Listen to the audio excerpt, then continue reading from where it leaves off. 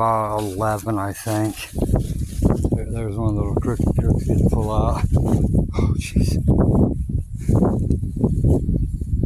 I gotta say, not my favorite thing to do on vacation. Yeah, buddy.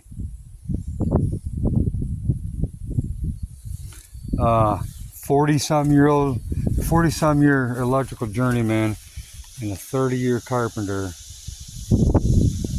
Not bad for a quick fix. It only took 3 hours, 2 hours.